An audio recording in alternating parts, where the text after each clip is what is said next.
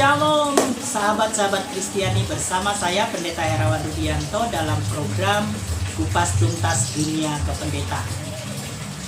Dalam tayangan perdana ini saya ingin membahas topik bagaimana cara Tuhan memanggil seorang pendeta.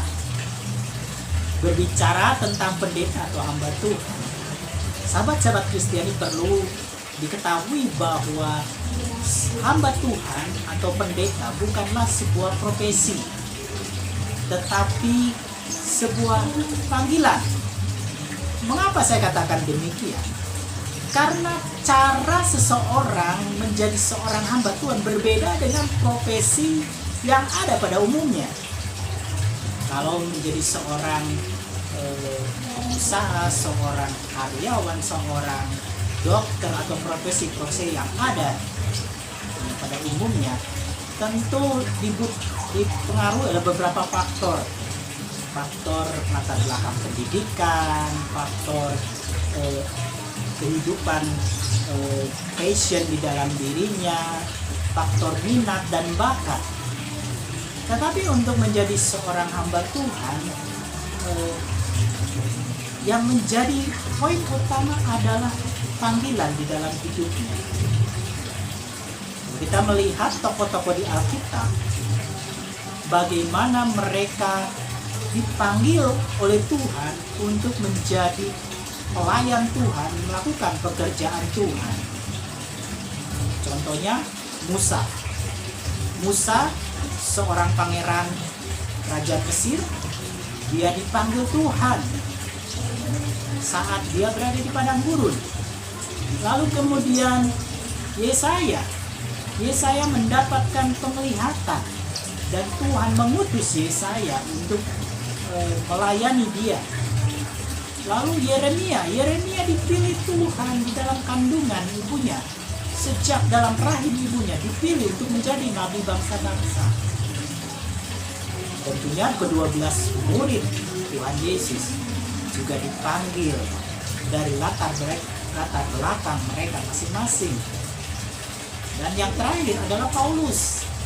Paulus, seorang penjahat, seorang pembunuh, dia dipanggil Tuhan di saat dia hendak melakukan penganiayaan kepada umat Tuhan. Nah, sahabat-sahabat Kristiani yang dikasih oleh Tuhan, mengapa untuk menjadi seorang hamba Tuhan perlu yang namanya panggilan Tuhan? Alasan secara teologis, yaitu Yesus pernah berkata di dalam Injil Lukas, dia katakan bahwa tuayan memang banyak, tetapi pekerja sedikit. Pernyataan Yesus ini dibuktikan oleh sebuah fakta di lapangan. Kalau rekan-rekan atau sahabat-sahabat Kristiani coba bertanya kepada anak muda dalam sebuah kelompok persekutuan pemuda, coba tanyakan, berapa banyak dari mereka yang bercita-cita atau punya keinginan untuk menjadi seorang hamba Tuhan? Mungkin tidak ada dalam kelompok itu, atau mungkin hanya satu orang. Kenapa itu terjadi? Karena ada banyak alasan. Biasanya alasan yang sering muncul, kenapa seseorang tidak mau menjadi hamba Tuhan? Karena untuk menjadi seorang hamba Tuhan itu harus siap hidup susah. Susah dalam arti ekonomi. Ya.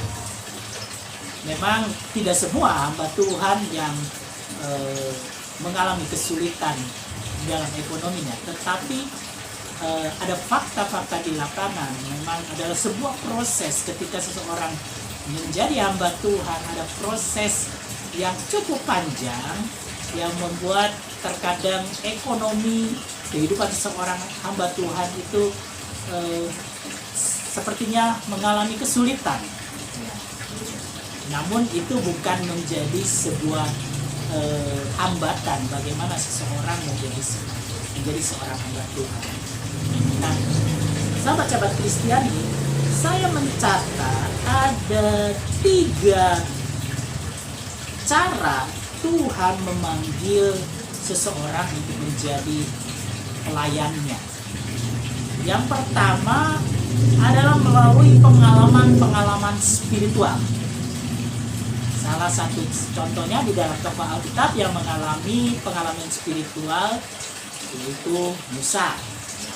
Musa mendapatkan sebuah penglihatan dari padang gurun.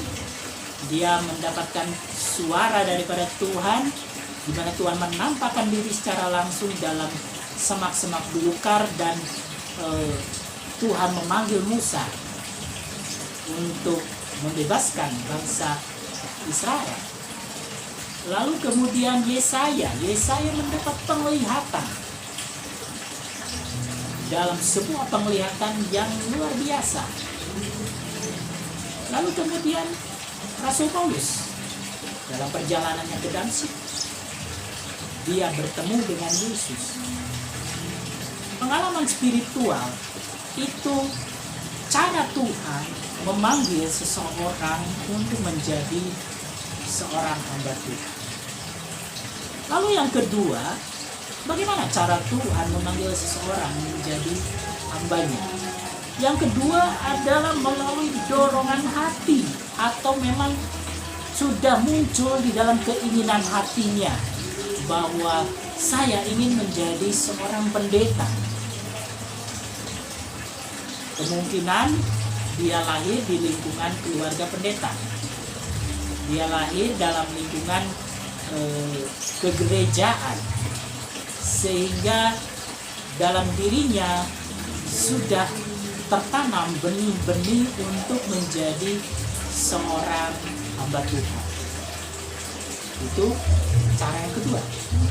Dan cara yang ketiga adalah seseorang menjadi hamba Tuhan karena dia dipaksa.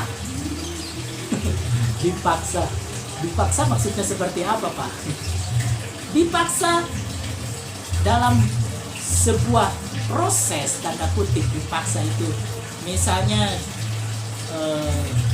dia dari latar belakang narapidana, kemudian bertobat, atau seorang mantan narkoba bertobat, percaya kepada Yesus.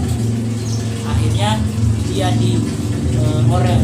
orang yang melayani dia dibawa disekolahkan di sekolah Alkitab atau sekolah teologi.